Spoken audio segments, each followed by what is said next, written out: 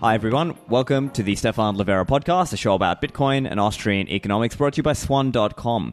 Today we're talking about natalism, demographic collapse, population collapse, and my guest today is Malcolm Collins. He comes from the world of venture capital.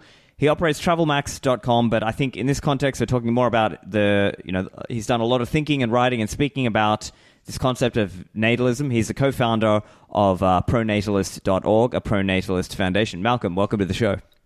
I am excited to be here, and the Pronatalist organization, or at least the biggest and oldest right now. We're really trying to wake up the world to the scope of this problem, and I think the extent to which it's been hidden from people, or there is not interest in talking about it, I think sort of belays some of the negative incentives within the power structure of our society right now. So let's talk a little bit about how you got interested in this and where this is coming from. I think that's probably a good spot to start, right? Yeah, that's always a good place to start on this. And then we can go into crazier stuff. But I first started caring about this when I was a director of strategy at an early stage venture capital firm in South Korea. And I was asked, as you are as a director of strategy at an early stage VC fund, where's the economy going to be in 50 years? Where's the economy going to be at 100 years? Well, and it wasn't this bad back then, but I could see where things were going. If you look at the current Korean fertility rate, which is something like 0.78 or 0.77, that means that for every 100 Koreans alive today, even if it doesn't continue to decline, and it has been declining rapidly every year, for every 100 Koreans alive today, there will be around 6 great-grandchildren. You are looking at a 94% population collapse. The way no economy can survive that. If you look at the US right now and you project forwards the level of fertility decline that we had from 2010 to 2020, and you assume that we have one generation every 30 years, that means for every 100 Americans alive today, there will be 4.3 great-grandchildren. I ran this in the UK recently because I was doing work out there. For every 100 people in the UK, if you assume that from 2010 to 2020, we see the same level of decline. These were statistics that came from Oxford.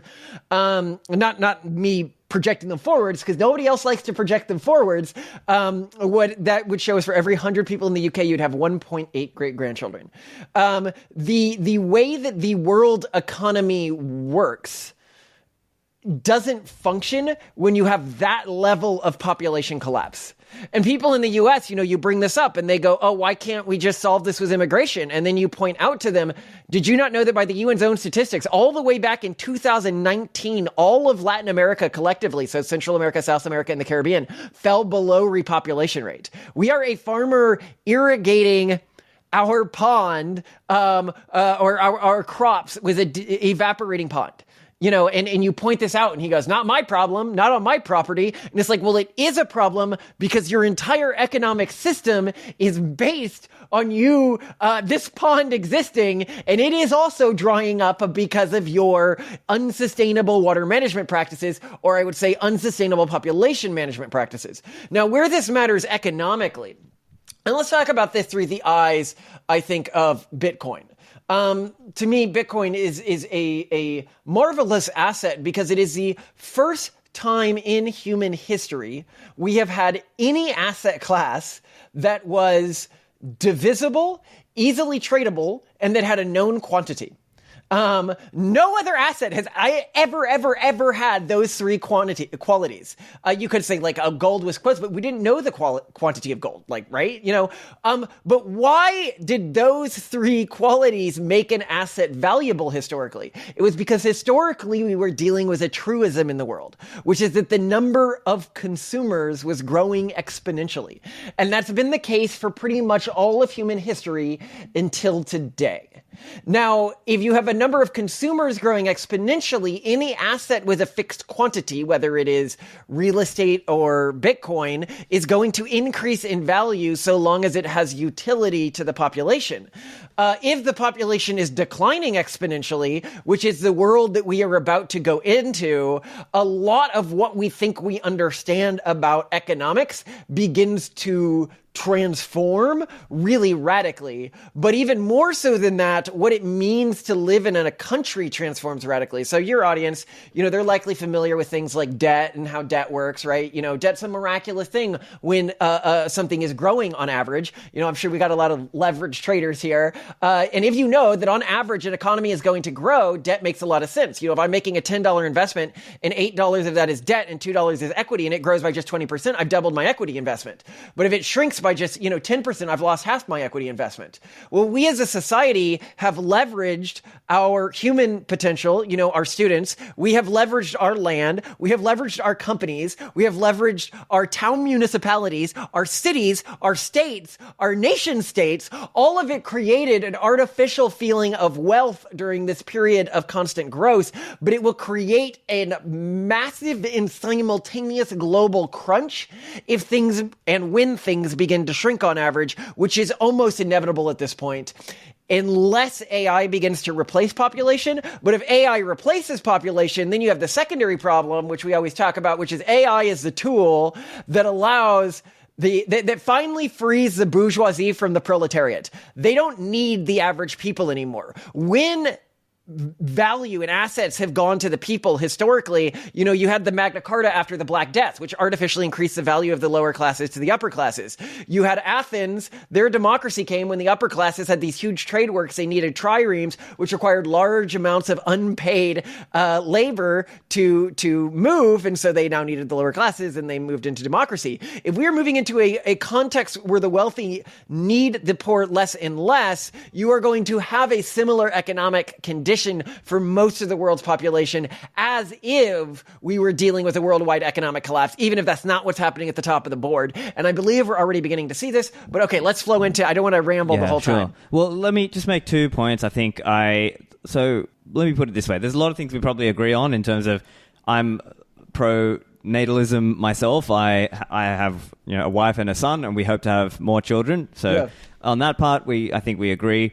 I think for me, one area where I kind of sort of disagree a little bit is around the way the debt system works today, right? Like as a Bitcoiner, I'm sort of more about this kind of limited supply and full reserve banking as an idea, as opposed to where we have fiat and fractional reserve. And I view that as part of the problem, that we've overextended ourselves. And now I agree with you, there's this leverage effect. And I agree with you that that is why we've ended up where we are today, where, everybody's up to their eyeballs in debt. And, I view that as an unsustainable thing. But I think we can get to that part later. I'm curious to get into this area with you as well, because we're focusing on demographics, natalism, and things like this. As I understand, and you tell me where I'm getting this wrong because you've researched this more than I have, but my understanding is, world population today is about 8 billion people. It's going to peak maybe around 10 billion, around 2050, 2060, around there. And then after that, it's going to start dropping. And as you said, there are a lot of countries where as people get richer, they stop having babies or as many babies. And there's this idea that you mentioned that people are having low fertility rates domestically, so that they sort of try to solve the problem in their mind by just having lots of immigration. But as you said, that's going to tap out eventually, because even countries in Africa, with their high fertility rates, they're dropping as well over time. So I'm curious, is that a broad sketch that you agree with? I agree. Obviously, it was stupid of us to set up our entire global economy this way. You are accurate in assessing the stupidity of the building or the ship we all find ourselves on. But we are all on this ship right now. And one person pointing out, well, I wouldn't have built it this way before this storm hit. It doesn't mean that we don't now need to. Now we can say, what we're doing, I think, with Bitcoin is building a new ship next to our ship before it sinks. Okay, great. If we can get there in time. I think the problem is that, as you say, it is unsustainable. And it is not a small thing to point out that the foundation of the entire global economy, not like the West, like people are like, oh, you think the West is going to collapse? I'm like, no, like China, Japan, Korea, they are in just as much of a shitter as everyone else is. We are going to deal with a global systems collapse. And I think that we can say, okay, well, what do we build next? And I like that. I like what you're looking at there. And when I look at the pronatalist movement, people are like, oh, so you're trying to get fertility rates up. And I'm like, no, it is too late. We are not about stopping the Titanic from hitting the iceberg. We are about getting as many lifeboats ready as possible, and begin to think about how we build whatever comes next, so that the next time something like this happens, we don't like we can have a permanent renaissance. We don't have to keep having this civilizational cycle of Renaissance, Dark Age, Renaissance, Dark Age. And I think that requires intentionally constructing things that way as we move into it. One of the things that's worth talking about here is the core problem isn't even all the debt. Like, we can talk about the debt or something like that. The core problem is that our society is increasingly controlled by a mimetic virus, basically, that is not... That once it infects an organization or governing entity, it directs its aims generally towards something I think most people would see as altruistic, which is lowering the suffering of everyone within the organization. However, it does so in such a sort of blind way that it leads to really inefficient governing decisions being made, to the extent where all of the infected organizations and governments are just really not optimized around efficiency anymore, which, anyone who cares about the economy knows when something's not optimized around efficiency, it can go really, really far and cause a lot of pain before anyone can stop it.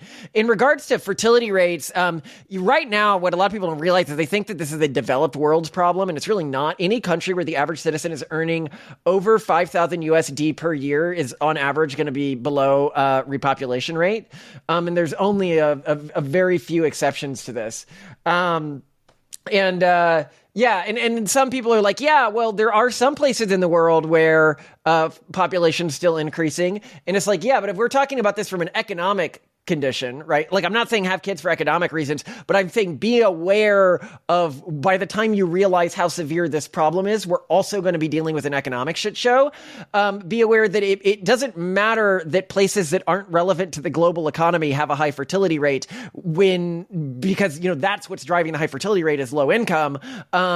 If all of the places that are the economically productive places that make up the world's economy right now are the ones that are hemorrhaging population, workflow, talent, etc. Yeah. Okay, sorry, anywhere you want to pull there or go from there? Let's talk a little bit about this, because some people might, I'm not saying as I said, I'm more in the natalist camp myself, but there might be people who just say, well, let's just have a smaller population. Let's just have technology do the work for us. Why would that be wrong? Why would that be a problem? It wouldn't be wrong. If that was the direction we were heading, I think that we would need to so if we look at what our organization is fighting for, we are not fighting for a larger world population. We are fighting for, one, ensuring that governments recognize this problem and the scope of the problem and begin to build plans around it, because right now they just aren't. They just aren't. Like, you can look at Korea, where I was mentioning how bad the problem is right now. 60% of the Korean population is over the age of 40 right now. So they likely can't even solve the problem. What's one of the major social movements in the country right now? The 4 No's movement, which is women saying no sex, no dating, no marriage, no kids. It's what? This is so incongruent with the scale of the situation they're dealing with. But to lowering the world's population, I really don't care one way or the other. What I can say is what's going to happen if we don't engage. So suppose the pronatalist movement completely fails. World absent the pronatalist movement. What happens? What happens is the dominant group in our society right now, increasingly, because it is this urban monoculture that exists sort of across countries in the world today, it becomes increasingly desperate for new members because, telling people, like I was calling it the virus before, it tells people if you join us, you can do whatever you want, whenever you want, and be validated for whoever you want to identify as. And it turns out when you just say, do whatever you want, whenever you want, this isn't good at motivating people to sacrifice. So people in this movement have very low low fertility rates. And so the only way it can sustain itself is through the conversion of children of nearby demographically healthy cultural groups. In the developed world, those groups are usually religious extremist communities. In fact, in pretty much all of the world, those groups are religious extremist communities. So that means first, what you would have if we weren't around, we're hoping to prevent this from happening, you first have conflict between this one group that needs another group's kids and a group that is getting increasingly angry that they feel like their kids are being brainwashed, basically, from their perspective, taken from them and brought into a new cultural group that has no ties to their traditions and medically sterilized and castrated, basically. Okay, so that happens. That's obviously causing a level of tension there. And then that leads to conflict, potentially like literal conflict, or at least within the political context. But then eventually, and we've seen this intergenerationally, the groups that the Semitic virus needs to pilfer for its children to maintain itself at the same population levels, are getting intergenerationally resistant to it. This is just cultural evolution. It might have a little bit of genetic evolution as well, but it's mostly cultural evolution, where the iterations of those cultures that are better at keeping their kids from deconverted have more kids stay in it and then grow, right? Like, it's just evolution happening at the cultural level. What this means is that the urban monoculture is eventually going to die out. I am annoyed with the urban monoculture right now. I think it's inefficient. I might call it a mimetic virus, but I do think that it is probably better than what's going to end up replacing it, which is forms of xenophobic religious extremism. And the reason I say that is if you look at fertility rates right now at a cultural level, this is assuming the pronatalist movement wasn't here, and we'll get to what the pronatalist movement is doing in a second. If you look at the two highest fertility cultural strategies right now, one is to do things which lower the economic potential of members of your group. Like Jehovah's Witnesses not having their kids go to college would be a good example of this, because within and between countries, the lower your income is, the higher number of kids you're going to have. Now, there's other reasons to do this, because obviously from their perspective, college is brainwashing their kids and stuff like that. And it is kind of, it's not like a crazy thing to think. Or groups will disengage with technology. Amish are probably the best example here, but you see this across cultural groups. The more a cultural group disengages with technology, the higher its fertility rate will be. Well, the problem with these two strategies, which often combine with some level of xenophobia and outgroup hatred for a lot of groups that do these, is that they work more the more you do them. And the softer versions of these traditions are typically the ones doing them in a moderated context. Meaning that you can't just say as a cultural group, we are going to slightly disengage with technology, because the iterations of your cultural group that more strongly disengage with technology will outcompete the group that lightly disengage with technology. And that group that lightly disengage with technology will either be converted back into a mostly sterile urban monoculture, or be converted into the more extreme versions of that movement. Now, what this means is that the future of humanity, as it was going, would be not that populations would crash. We're actually going to have a population explosion again. It's just that it'll be a population that is dramatically less culturally and ethnically diverse than the world's existing population, mostly making up religious extremists from all sects. Every religious group, whether it's Christians or Muslims or Jews or even Buddhists, has a murderous extremist version of their movement that is outbreeding the mainstream iteration of their movement. That's just true largely across the board. So this isn't like a against one religious group thing. However, what the pronatalist movement is trying to do is build a cultural alliance among all of the groups that are, and we don't say you have to be technophilic, but we are a safe haven for many technophilic individuals who are pronatalists, or family units that are pronatalists, or small cultures that are pronatalists. You don't have to be to join. The only thing that you really have to do is be okay with a world in which people who are not like you also exist. And if you are like that, and if you are pronatalist, you're going to have many of the same issues that we can use intercultural technology to help with, like the school system we're building to replace public school that doesn't try to erase an individual's cultures. That's as useful to, Orthodox Jewish populations as it is to Orthodox Hindi populations as it is to us, who are secular, Calvinist, like weird family. But also like marriage markets. Everyone can see that the existing dating markets have sort of failed us. And so that's what the movement really represents, is an intercultural alliance where right now our biggest enemy is this sort of monocultural unit. But the next enemy is going to be an exploding world population of multiple religious extremist groups, all which believe that nobody who is different from them can be allowed to live on the planet. Back to the show in a moment. When it comes to Bitcoin, it's not your keys, not your coins.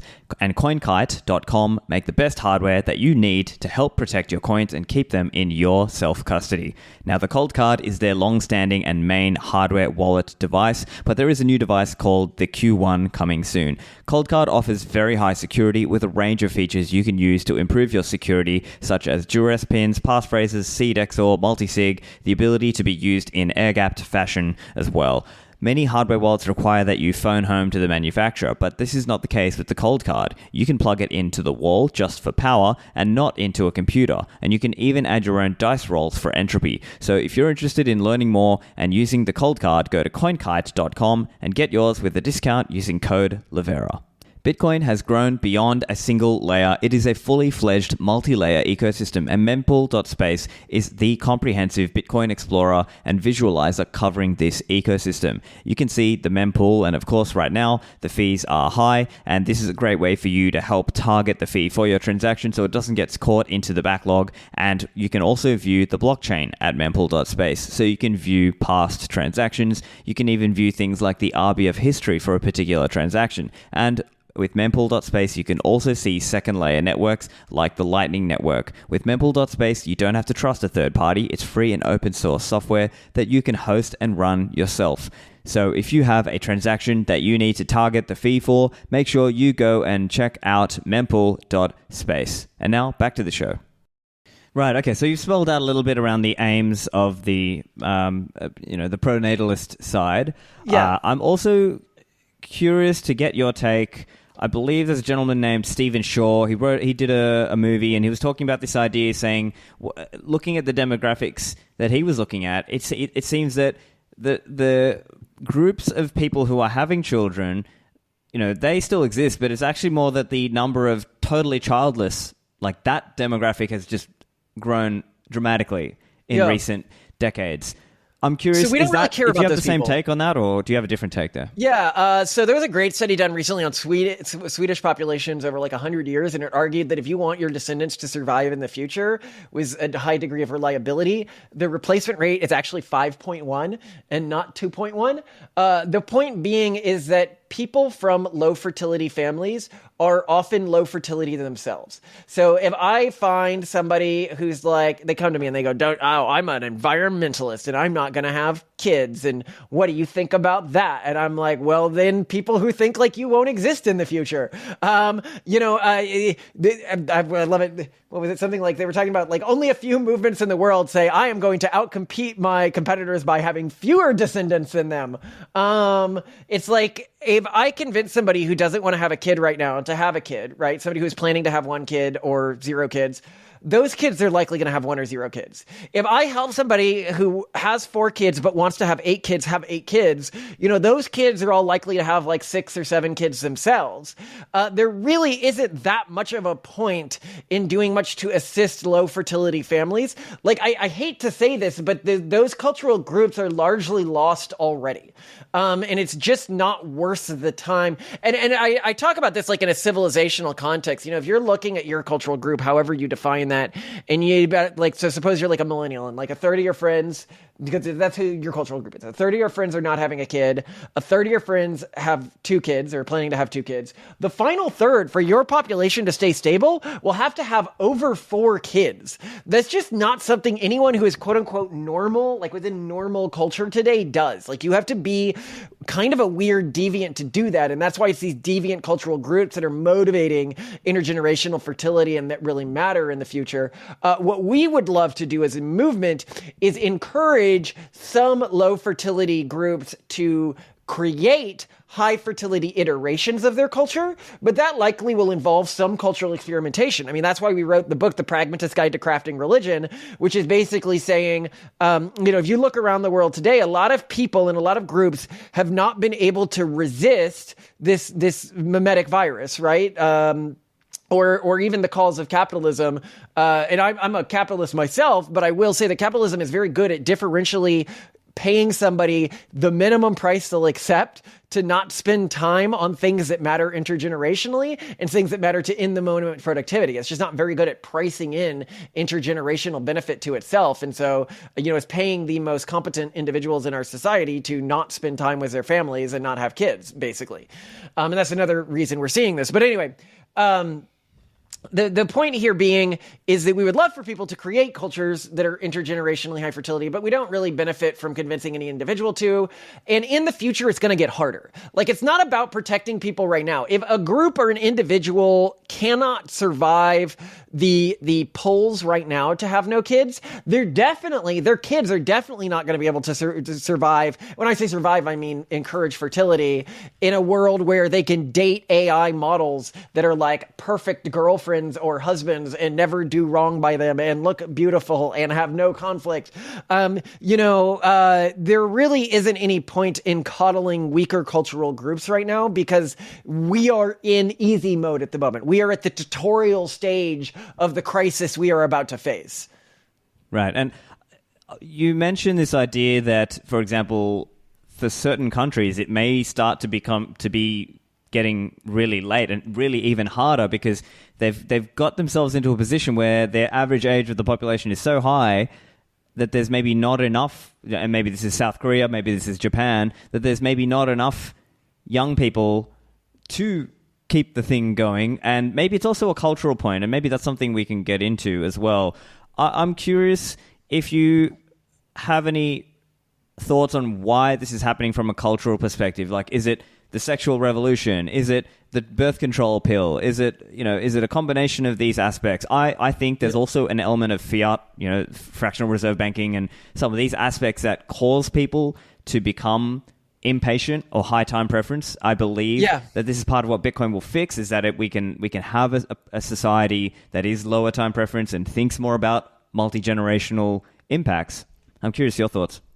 Yeah, what caused this? What caused this was, I'd say it's almost blindingly obvious. It's that historically speaking, if you go like 3 or 4 generations ago, every kid the average family had across most of the world increased the family's income. That was another kid you could send to a factory. That was another pair of hands on the farm. And now every kid you have decreases your quality of life. So to some extent, above number 2 at least, right? Like maybe 1 or 2 kids helps, but to have a stable population, you need lots of people having 5 or 6 kids. And there's just on the margin no reason to really do that in our society unless you have some exogenous motivation, i.e. a religious or ideological motivation, which is why those communities are doing so well right now. That's really the key answer. There's the mimetic virus is one thing that's causing this. Capitalism differentially pricing people's time. That's another thing that's causing this. There's some things that aren't causing this. It's not cost. A lot of people are like, it's too expensive to have kids. And I was like, if that's true, then it wouldn't be true between and within countries. The less money you have, the more kids you have.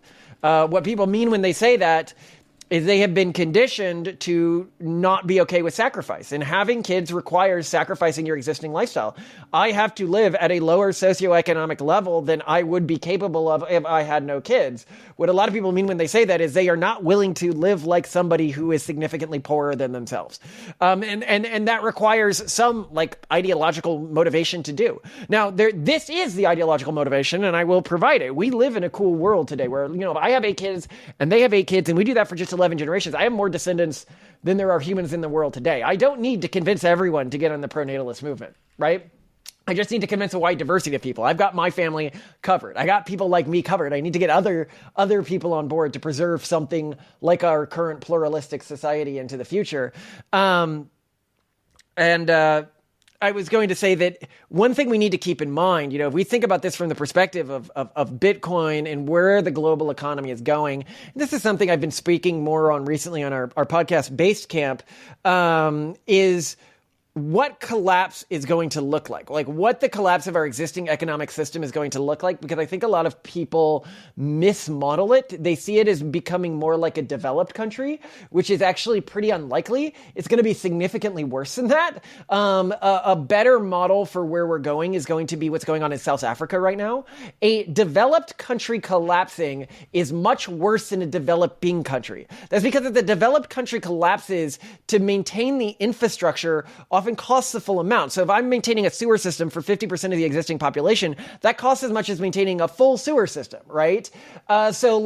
Power moves out incrementally as the country's developing, but you look at something like South Africa and you're having rolling blackouts. Well, that makes a lot of amenities that you take for granted, like restaurants, which often require freezers, no longer really work at scale. A lot of things that you have come to rely on no longer really work. One of the most important being internet and network connectivity.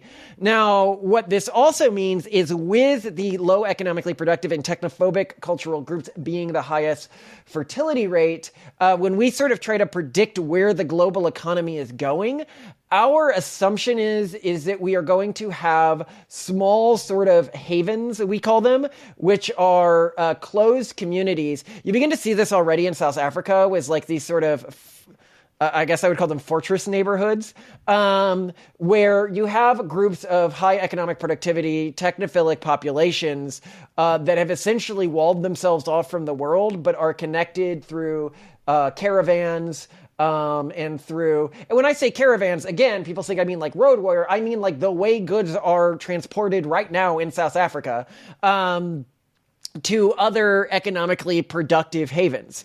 And this is the world that the new economic system we are building is important for, because it is a world that is going to be much more stateless than our existing world, or at least where states and nation states have much less power than local, cultural, and likely even organized crime institutions. Yeah, really interesting points you're making there. As you mentioned around the cost factor, that's a very common thing. People say, "Oh, I can't afford to have children," or it's a common line where people say, "I'm going to delay having children or getting married and having children because I can't afford it right now." But the reality of it also is, as you said, it's about making sacrifices, and I think that's another element. I think it's also fair to say that society today, maybe it's not as supportive of having children, right? It's just such an easy thing to, if you're traveling, maybe it's it's a lot more of a pain when you're bringing children along. I'll give another example. There is, people talk about car seat regulations, right? So in certain countries, there's rules that require a car seat, it just kind of creates a lot more logistical issues if you want to live normal life, having a larger family. Yeah, one of our friends, V. Valkowitz, wrote a really good piece on car seat regulations and their statistical effect on fertility rates and whether or not they're actually as necessary as we pretend they are. So that's a really good point. The people in positions of power in our society are mostly of this urban monoculture, of sort of this mimetic virus. And because of that, they're just not familiar with what's required to raise large families. And so the laws that we are living under are often unrealistic for actually raising kids. An example of this was we had CPS called on us because our kids were wearing used clothing and were frequently sick. And I'm like, anyone who has a large number of kids, they are frequently sick. That's toddlers. They're frequently sick. They eat bugs and touch the floor. And, of course you wear used clothing. They're toddlers. They grow quickly. Like, these are things that would sound comical to any parent. But if you are somebody who just culturally has no idea what it's like to be around or raise kids, you can begin to put what are often pretty ridiculous expectations and sometimes even legal expectations on the parents near you. And society is going to back that up if it needs those kids to continue to replicate the existing dominant cultural institution. Yeah. Another idea is maybe some of it is a cultural thing as well, where maybe historically, if I think back to my grandparents or things like this idea that every kid needs their own room, that would have been crazy. But nowadays, that seems to be, in the Western world, that seems to be the expectation. So is it also just that the expectation has risen so much? counter-cyclical community assets. This is my office, and there are the kids' bunk beds built into the wall behind me, all in the same room. A counter-cyclical asset, for somebody who isn't useful to that, is an asset that has different purposes at different times of day, where you're not going to have overlap. So my kids do not overlap in use of this room with times that I'm recording or doing traditional office work. So I can utilize the asset not only as a room for 4 kids, because there's another bed over here, but as my office. And it's as you're saying, it's this level of sort of privilege and indolence that we come to expect from our lifestyle, and we give our kids the full rights of an adult. You know what I mean? We say they need to dress the way that we dress as an adult at our income level. They need to eat. Like, I will never understand people who take their kids to restaurants. It is literally insane. Your kid don't appreciate that. That's expensive. You getting your kid a Coke at a restaurant? That is like a $8 Coke, man. Your kid, 1, does not care. 2, probably shouldn't be drinking Coke in the first place. And what the fuck are you doing? Anyway, sorry.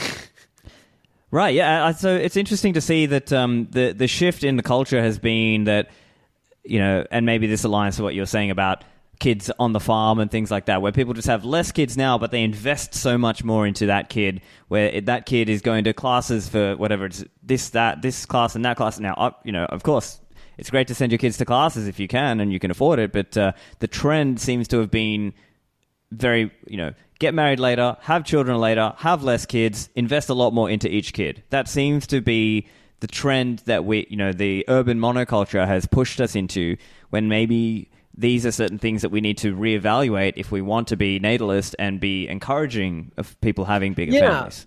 So we don't encourage broadly people to have kids, as I've said. We encourage people to build new cultures that can sustain having kids. Right. The dominant culture in our society right now is unable to motivate reproductive fertility rates. And there are ways you can build secular cultures. You can modify older religious cultures. There are all sorts of things you can do. But me just telling somebody, this is the scope of the problem, go out and have kids, it's not going to do anything. You know, all I can do is either try to protect existing high fertility cultures or create new high fertility cultures. But countries, there's this great post that I can send to you as follow-up if you want, but it does a line graph of all of the studies that looked at cash handouts trying to get people to have kids. And it showed that the likelihood that a study would say cash handouts work basically directly correlates with the size of its margin of error. Last year Hungary spent 5% of its GDP trying to get its fertility rate up, and it got it up by 1.6%. So a negligible number for the amount that they were spending, when in a lot of places like China, you have fertility rates dropping 10% year over year.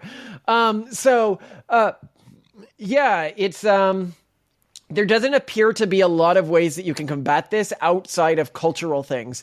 Fortunately, what this means is we could go back to the old system. You know, people have kids because they're economically useful to them, but that system kind of sucked as well. It's kind of cool that we're moving into a new system where the cultural groups that will continue to exist are the groups that were able to give their kids a good enough childhood that those kids wanted to replicate that childhood. At least within the Pronatalist Alliance. Obviously, the other cultural strategy is to threaten to kill your kids if they ever leave your cultural group. And that's becoming an increasingly successful cultural strategy across the world today in various high fertility cultures. Gotcha. So I'm curious if you could spell community, out. We don't take those strategies. Could you just spell out for us, what are some of the policies that some governments have tried and failed? So as you mentioned, Hungary had this policy where I believe if a mother had 4 children or more, she would no longer pay income tax for the rest of her life.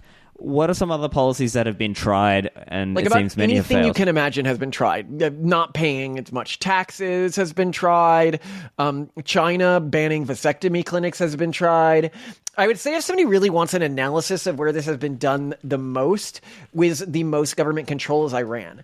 Iran had a terrible fertility collapse. They brought a bunch of early far lefty we hate the West types over, who they thought were their allies, right? Who consulted with the leader of the country, this was like in the 70s or 60s or something.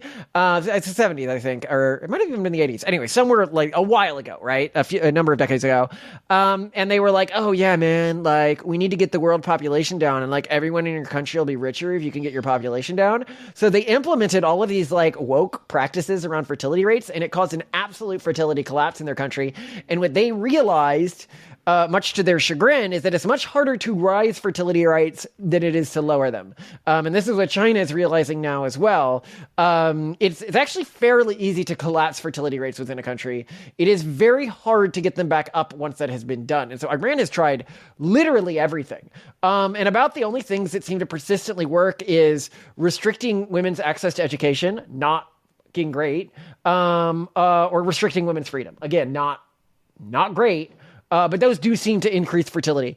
If you look around the world where you have seen the only really persistent fertility collapse reversal I am aware of happened in Georgia, and it happened after the Rose Revolution. That was after they kicked out the last of the communists. So if you look around the world today, typically fertility rate tracks with income, but you'll notice like a gradient where like some countries it should be higher than you're expecting and it should be lower than you're expecting. And the key differentiator outside of income is how much hope that country has for the future. And this is why in China, fertility rates are much lower than you would expect given the economic situation of the country. Whereas in a place like Israel, fertility rates are much higher than what you would expect given the economic situation of the country. Which I think is cool. Like, I think it's cool that a lot of what does motivate fertility in the existing climate are largely good things, or really evil things. It's like one of the two. And so I sort of predict, and where we see our civilization going is sort of a combination of this intercultural alliance of people who are motivating for, improving the quality of their kids' life, having their kids voluntarily want to stay within their cultural group, etc. The lead sponsor of this show is Swan.com. At Swan.com and using the Swan Bitcoin apps available on Apple or Android, you can buy Bitcoin and you can also learn about Bitcoin. With Swan, you can set up an automatic recurring purchase plan, and you can automatically purchase Bitcoin and also have that sent out into your self-custody for free. So it's an automated process. You can either put in a single address or put in multiple addresses to withdraw your coins into. And this is a great way for you to get started stacking sats. And with Swan, there's also a range of educational material that is available for you. So for example, if you go to swan.com/freebook, you can get Jan Pritzker's free book, Inventing Bitcoin, in the digital format. Now over at Swan, there's a range of different services, whether you are a high net worth individual or whether you are a business or whether you are an advisor. Go and check it all out over at swan.com/Livera. Yeah, okay. One other area, so as you were kind of alluding to some of this, that the dark pathway, let's say, if things go a more authoritarian pathway, what kinds of scenarios do we see? So as an example, a few examples I've heard, and I'm curious to get your reaction. I believe people are talking now about Canada has this MAID program, which is kind of sad. Like people are sort of, they're sort of, cynically speaking, they're sort of killing off older people to not have to pay pensions and things like that. People talk about this concept of, the Handmaid's Tale sort of scenario. Is it possible that they try to tax bachelors in the future, right? Like they try to say, hey, you're a bachelor, you better, have children or we're going to tax you harder. Some people even mention this idea of parents receive a fraction of children's income taxes and things like this. We've proposed that. We had Robin Hanson on our show talk about that. Yeah. So actually, I want to talk about all of the crazy, amazing things that governments are going to do to fix this. But I think what we are learning, because we in the United States, or if you're in Europe, I think most of your audience, they are not in the worst hit parts of this, right? We can already see countries that are further along the timeline than we are. Korea, where I first started caring about this, is the country that's furthest along this collapse timeline, right? And as I mentioned, they've spent a lot of money on this, but it's been in ways that they should have known wouldn't work, i.e. cash handouts, childcare services, cheaper daycare, et cetera, et cetera, et cetera. Except everywhere this has been done, this stuff doesn't work. And so what we see from that, and what we see from the other countries that are further along in this collapse, is there is just political unwillingness to do what actually needs to be done to increase fertility rates, because it is a problem with long-term rewards. So I'll word this differently. Now, China might actually do something. They're already like banning vasectomies, banning abortion, stuff like that to try to get their fertility rates up. That didn't work for Iran, by the way. Iran tried all this too. So that's why I'm not worried about China fixing this anytime soon, because they're just further behind on Iran's timeline of a totalitarian government throwing everything it can at the wall. Gosh, where was I? Oh, yes. Yeah, I just don't expect that many of these more extreme solutions to be tried because politicians will be punished for them. The extreme solutions require sacrifices or changes on behalf of the populace, and they don't have a benefit until like 40 years down the line, until like 30 years down the line. That's the problem with fertility rates, is they don't matter. Like all of the sacrifices that you make to fix the potential problem don't matter within the lifespan of any given politician's career. So there is never going to be a motivation to look for real solutions. What they'll look for is handouty solutions, cash handouts, free childcare, stuff like that, and not the solutions that actually seem to work. The only groups that are really motivated to find solutions that really work are cultural groups that care that they exist in the future. And this is why if you look at wealthy countries, the one country that just has a off the charts high fertility rates for what it should be is Israel. And that's because it is a culture and a religion and a political class all sort of bowled together into one, which is doing a pretty good job at motivating itself existing in the future. Like these motivations are much more aligned than they are within different contexts, which is why I look at everything from the cultural perspective and why right now when I'm out there preaching, I preach much more to individuals and religious institutions and cultures. Even, people like the Bitcoin community is a culture, right? It's a culture that has an ideology, a new way of potentially doing things, a new way of structuring itself. And so it makes sense to pitch, hey, build an iteration of this that in some way motivates fertility, and that iteration will exist in the future. Like what I was saying earlier, which is so cool, is of the people who make a point of existing in the future, i.e. showing up, having kids, building a culture for them, because so few cultures in the world today are high fertility and technophilic. Even one, like if you are doing this, you will matter. You will matter in the future of the human species, because there are maybe, and like we running the pronatalist movement, we see all the people working on this. There are maybe, 10,000 families in the world today, which are technophilic and pronatalist. It is rare. And I mean, in the world, I'm talking China, I'm talking Iran, I'm talking Africa, I'm talking South America. I'm not just talking in the US or in like the Anglosphere. Really interesting. And so bringing to that next question, how does one build a culture and a family line? How does one motivate their children to go on to have more children? Is it a cultural thing? Is it in the way you raise that family? How are you thinking about that? Yeah, so you got to have a culture that has a way of exogenous motivating high fertility. It can do this through ideology. It can do this through status. And there's many ways you can do it. Like we go really in detail in the Pragmatist Guide to Crafting Religion, which sells for like $2, and like all the money goes to nonprofits. So if people want it, it's got an audiobook, blah, blah, blah. Anyway, so those are the two ways that you motivate high fertility rate, but you also need to motivate intergenerational cultural transfer fidelity. That means that the culture transfers between generations with high fidelity. Some cultures recently have shown themselves to be really good at this, while other cultures that historically were good at this have shown themselves to be very susceptible to modern technology. An example here would be Mormons. Their fertility rate has crashed and their bleed rate has shot way up. Bleed rate being the intergenerational rate of leaving the culture, whereas Amish has gone down over time. We, in our book, hypothesize that this is primarily due with their coming of age ritual. So the time when most people deconvert of any cultural tradition is during sort of the teenage coming of age years.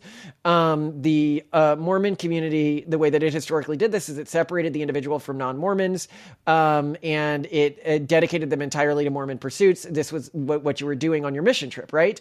Whereas the Amish did the exact opposite. They kicked the person out of the community and were like, okay, you can leave, not kick them out, but we're like, you can leave the community if you want, experience what the English, what the non-Amish have, see if any of that is as fulfilling to you as what you have back here. And most people don't even really try because it's immediately obvious to them how hard life would be if they left the Amish community and trying to establish themselves, and how genuinely satisfying the life that the Amish community built for them was. So it's through giving them the choice. And I think we see this increasingly.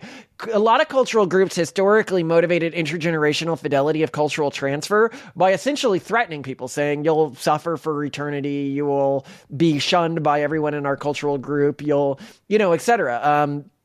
And with the internet, these threats just aren't as effective. Whereas cultural groups which motivate intergenerational transfer through improving the quality of the children's upbringing, their mental health, and their ability to interact with the world, those are the ones where kids are raised within them and they're like, yeah, I want to do that again for my kids.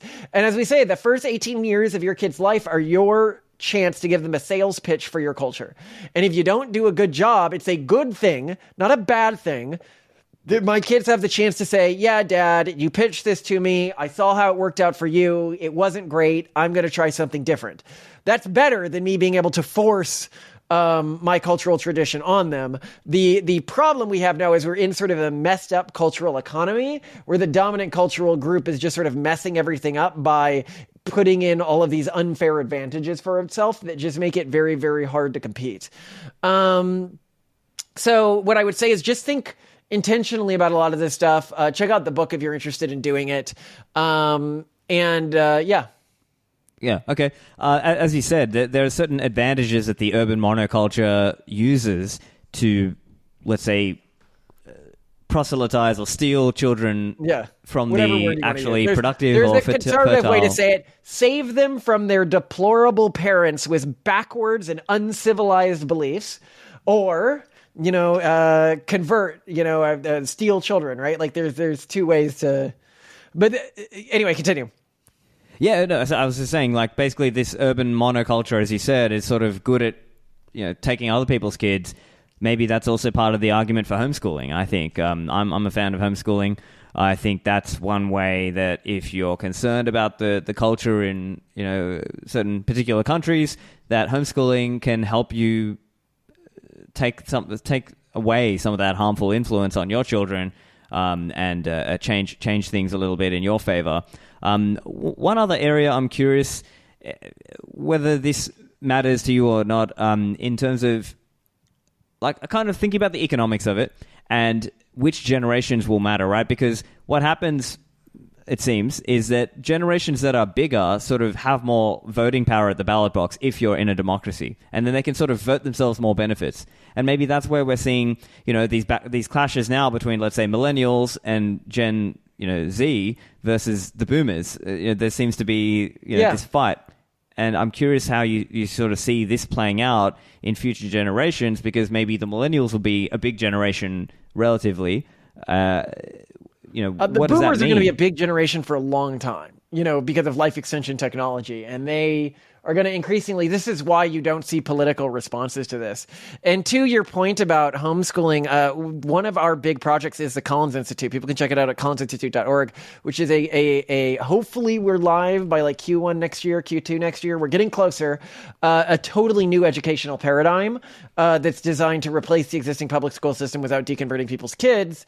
Because it's absolutely critical. But we got to remember, you look at Germany, like I just came back from sort of a European press tour. Private school is illegal there. In a lot of countries, as the virus takes over more and more, it begins to make, like in the New York area, they have talked about making private schools illegal multiple times. And it is very hard in a lot of like far progressive states to even do homeschooling, right? Because they recognize this defensive strategy, and it's really difficult. And all I can say is that if you're in an environment like that, you just need to move. Like there really isn't an option. But yeah. And by the way, I do need to leave at the top of the hour. Yeah, that's fine. So I guess just one other area. So, I mean, you've mentioned this idea that, it's not worth your time to sort of try at the general level. I wonder how much of this is just at a broad level, just to pick an example, people watching Sex and the City. And maybe young women watch that and then they think about the life of, Carrie's character. And sort of that motivates them to delay having children, delay having marriage. Yeah. And, that then impacting, is there a way that culture can be shifted as well? Like that you can make it cool to have kids and to, marry young. Well, I mean, that's what we're doing. That's what we're doing with our podcast. That's what we're doing with our public advocacy, is trying to show what is so rare in media today, which is a emotionally healthy and loving large family, which is just something you don't see in media much anymore. And when you don't have an evoked set for something, people can begin to believe. Like I've talked with pronatalists who are like in happy relationships, and I'm like, why aren't you getting married? And they go, well, we need to be dating for 3 years before we get engaged. And I'm like, that is just stupid. Like, why? You are a pronatalist. Like, you should know you don't actually need to be dating for 3 years if you both know you really care about each other and are unlikely to. Like, historically, this wasn't something we did. This historically wasn't something almost anyone did. Actually, if you look at arranged marriages, the rates of love in arranged marriages are the same as the rates of love in non-arranged marriages. But if you account for survivorship bias, because arranged marriages have divorces at lower rates than non-arranged marriages, the rates of love are actually higher. What really matters is that you find a compatible partner and then you structure your relationship in a sane and equitable way.